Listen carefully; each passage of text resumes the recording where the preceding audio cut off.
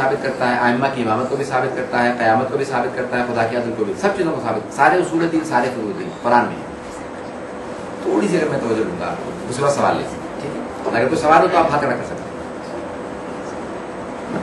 کیونکہ انفارمل سے سیشن میں تو چاہ رہا تھا بہت زیادہ انفارمل، کوئی آپ کو سوال کرنا چاہے، کوئی اعتراض کرنا چاہے فوراً کے۔ خدا نے قرآن نازل کیا، اس میں بہت سی چیزیں خدا نے نازل کی۔ جب یہ قرآن نازل ہوا تو خدا نے کہا کہ فَأْتُوا بِمِثْلِ هَذَا الْقُرْآنِ، اس قرآن جیسی ایک کتاب بنا کے لے آؤ۔ تو تم نے میرے نبی کو شکست دے دی۔ اگر کہتے ہو نا کہ نبی نہیں ہے، جھوٹے، یعنی جھوٹے ہیں، نبی نہیں ہے، الیاذ باللہ، تو پھر اس قرآن جیسی کتاب بنا دو۔ آپ کے خیال میں ان لوگوں نے کوشش نہیں کی ہوگی؟ کوشش کی، بہت کوشش کی انہوں نے، قرآن جیسی کتاب، اور ابھی پورا قرآن نازل نہیں ہوا تھا، اللہ نے آسان کر دیا۔ فَأْتُوا بِعَشْرِ سُوَرٍ مِّن مِّثْلِهِ، قرآن کے 114 سورے ہیں، 10 سوروں جتنے سورہ بنا لاؤ، 10 چیپٹرز۔ کوشش کی، نہیں بن سکے، خداوند نے مطالعہ اور آسان کر دیا۔ سورہ بقرہ کی آیت نمبر 22 میں کہا فَأْتُوا بِسُورَةٍ مِّن مِّثْلِهِ وَادْعُوا شُهَدَاءَكُم مِّن دُونِ اللَّهِ، بس قرآن کے سوروں جیسے صرف ایک سورہ بنا کے لے آؤ، اور جس کو مدد کے لیے بلانا ہے بلا لو سوائے اللہ کے۔ تم ایسا سورہ کبھی بھی نہیں بنا سکو گے، ایک سورہ۔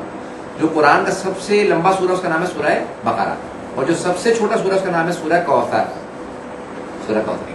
رسول خدا نے کہا اس ایک سورہ کو لکھو ایک پلے کارڈ کے اوپر، ایک گتے پہ لکھا گیا، اور خانہ کعبہ کے اندر جا کے لٹکا دو۔ خانہ کعبہ کے اندر جو سب سے اچھے اشعار، قصیدے تھے نا، عربوں نے جو سب سے اچھے قصیدے کہے تھے، وہ 7 قصیدے لٹکے ہوئے تھے، 7 قصیدے خانہ کعبہ میں لٹکے ہوئے تھے۔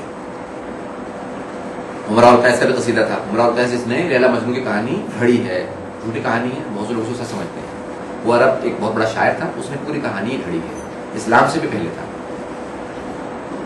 اس کا بھی قصیدہ لٹکا ہوا تھا خانہ کعبہ میں۔ یعنی جو ادبی لحاظ سے سب سے شاہکار مانے جاتے تھے، انہیں کہا جاتا تھا 7 معلقات، 7 کہتے 7 کو، معلقات یعنی 7 لٹکائے ہوئے قصیدے خانہ کعبہ میں لٹکے ہوئے تھے۔ رسول خدا نے کہا جہاں وہ 7 قصیدے لٹکے ہوئے نا، ادب کے بہترین شاہکار، وہاں پہ جا کے اس چھوٹے سے سورہ کو لٹکا دو۔ لوگ لے کے گئے، اور جانے کے بعد وہ سورہ کوثر لٹکا دیا۔ اب سارے شعراء عرب جمع ہو گئے، انہوں نے دیکھنا شروع کیا، انہوں نے کہا کیا کریں؟ کہا اس سورے جیسا ایک سورہ بنانا ہے۔ سب بیٹھ گئے، زور لگا کے بسم اللہ الرحمن الرحیم، انا اعطیناک الکوثر فصلی لربک وانحر، ان شانک هو الابتر۔ کیا اس کا جواب؟ سب سوچ رہے۔ عربوں میں بہت بڑا شاعر، اس کا نام تھا شعشع، شین عین شین عین، شعشع۔ وہ پورے سال کلام نہیں کرتا تھا، کسی سے بات نہیں کرتا تھا، تاکہ اس کی فصاحت و بلاغت کم نہ ہو جائے۔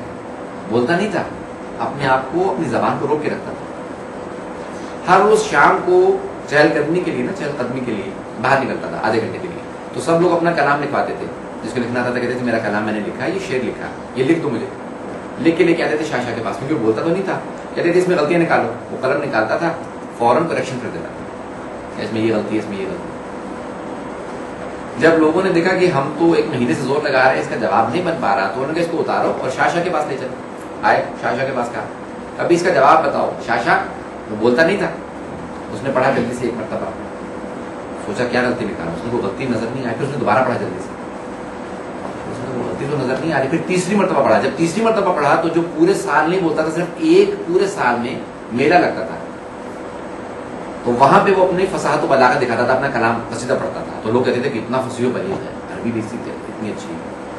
جو پورے سال نہیں بولتا تھا، اس نے 3 مرتبہ سورہ کوثر کو پڑھا، اور اس کے بعد اپنے قلم کو توڑنے کے بعد کہا ما ھذا من کلام البشر، یہ بشر کا کلام نہیں ہے، یہ کوئی فوق بشر ہے، خدا ہے جس کا کلام ہے، یہ انسان کا کلام نہیں ہے، تو مجھے غلطی مل جاتی، اس میں غلطی نہیں کوئی۔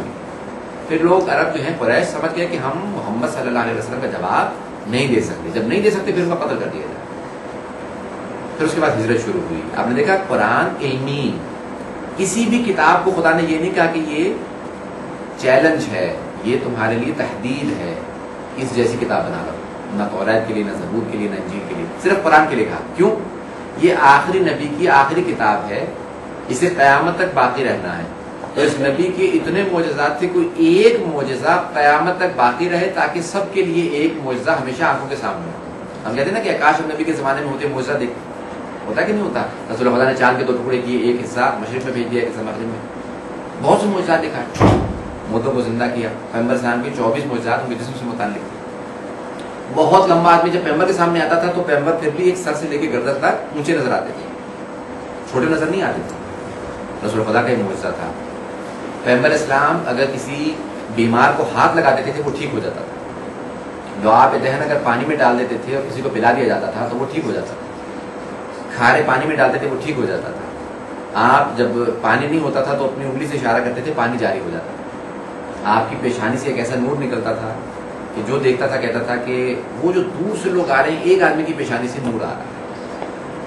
جہاں سے گزر جاتے تھے 1 سے 2 دن لوگ خوشبو سن کے بتاتے تھے یہاں سے محمد گزرے ہوں گے، کیونکہ خوشبو بتا رہی ہے یہ کسی اور کے جسم سے نہیں ہے۔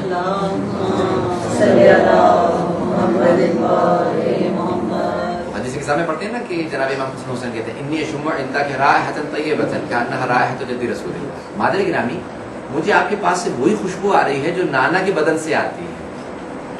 ہم نے دیکھا نا کہ جب نواسے گھر میں آتے ہیں، پودے گھر میں آتے ہیں، کبھی دیکھتے ہیں چھڑی ہے، کبھی نالین دیکھتے ہیں، کبھی آواز سنتے ہیں، کبھی کپڑے دیکھتے ہیں، یہ ابا رکھی ہے، یہ چھڑی رکھی ہے، یہ نانا کی ہے، یہ دادا کی ہے۔ نہیں، لیکن حسنین جب آتے ہیں کہتے ہیں کہ گھر سے خوشبو جو آ رہی ہے یہ خوشبو بتا رہی ہے رسول خدا کی خوشبو، نانا کی۔ اتنی عجیب و غریب خوشبو۔ پیغمبر اسلام کا ایک معجزہ تھا کہ بعض اوقات کچے پہ چلتے تھے، ریت پہ اور کیچڑ پہ چلتے تھے تو وہاں نشان نہیں بنتا تھا۔ لوگ حیران ہوتے تھے کہ یہ اس پہ چل رہے ہیں یا ہوا میں چل رہے ہیں۔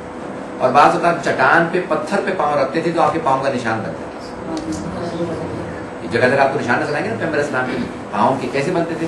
جب پاؤں رکھتے تھے لوگ کہتے تھے یہ پاؤں چھپتا کیسے رسول خدا کا۔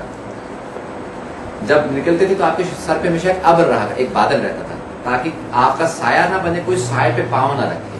خدا کو اتنا منظور نہیں تھا کہ کوئی رسول خدا کے سائے پہ پاؤں رکھے، اتنا بھی برداشت نہیں تھا۔ اور اگر کوئی سینے پہ رسول خدا کے لیٹتا ہو، کوئی حسین کوئی حسن، اب سوچئے کہ جس خدا کو ان کے سائے پہ پاؤں برداشت نہیں ہوتا، اگر حسنین سینے پہ سوتے ہوں تو خدا کتنا پسند آتا ہوگا۔ اگر کسی کو کاندھوں پہ سوار کرتے ہیں رسول خدا، اس کا مطلب ہے کہ رسول خدا اللہ اپنی محبت کا اظہار کر رہا ہے کہ یہ اور شخصیات ہیں، ان کی محبت، ان کا مقام کچھ اور ہے۔ پیغمبر اسلام ایک ام المؤمنین وہ صحیح بخاری میں کہتی ہیں کہ جب دن میں سوئی کھو جاتی تھی، ہمیں نہیں ملتی تھی، تو ہم رات کا انتظار کرتے تھے کہ رسول خدا گھر میں آ جائے۔ تو ان سے پوچھا رات میں تو اور زیادہ اندھیرا ہو جاتا ہے، کہ نہیں، رسول خدا کی پیشانی سے اتنا نور نکلتا تھا کہ وہ دن میں کھوئی ہوئی سوئی رات میں مل جاتی تھی۔ رسول خدا ہمیشہ کالی چادر اوڑھتے تھے، کالا کمبل لیتے تھے، کالی چادر۔ جب سوتے تھے تو چہرہ بھی ڈھانپ لیتے تھے۔ جب سب لوگ سوئے ہوئے تھے نا حج پہ تو لوگوں نے کہا یہ رسول خدا ہے۔ ایک آدمی نے کہا تمہیں کیسے معلوم ہے؟ کہا تمہیں نہیں معلوم، ان کے ابا سے نور چھن چھن کے نکل رہا ہے، یہ نور بتا رہا ہے کہ یہی رسول خدا ہے۔ اب اگر رسول خدا کی کوئی شب ہجرت بستر پہ سوئے گا، اس کے جسم سے ویسا ہی نور نکلنا چاہیے جیسا رسول خدا کے، تاکہ کفار کو شک نہ ہو، مشرکین کو شک نہ ہو کہ اس کے نور میں اس کے نور میں فرق ہے۔ کوئی ایسا آنا چاہیے بستر پہ، بستر رسالت۔ تو اس لیے امیر المؤمنین سے کہا کہ یا علی آپ میرے بستر پہ سو جائیں۔ تو پوری پیغمبر اسلام کی زندگی کے اندر قرآن سب سے بڑا معجزہ اور ان کے اپنے بہت سے معجزات، 24 معجزات جسم سے متعلق ہیں۔ میں نے صرف 7-8 پیش کی ہیں کیونکہ وقت کم ہے۔ 24 معجزات رسول خدا کے جسم سے متعلق ہیں۔ رسول خدا جس جانور پہ ایک مرتبہ سوار ہو جاتے تھے نا، اونٹ پہ، گھوڑے پہ، وہ راہور ہو جاتا تھا، کبھی بوڑھا نہیں ہوتا تھا، اور اس جانور کو پہچان ہوتی تھی مجھ پہ رسول خدا سوار ہے۔ آپ اس کی مہار کو نہیں پکڑتے تھے بلکہ اس کو کان میں بتاتے تھے مجھے کہاں جانا ہے، وہ وہاں پہ پہنچا دیتا تھا۔ یہ رسول خدا کی علامت ہے۔ رسول خدا عام شخصیت نہیں ہے، رسول خدا کائنات کے مالک ہے۔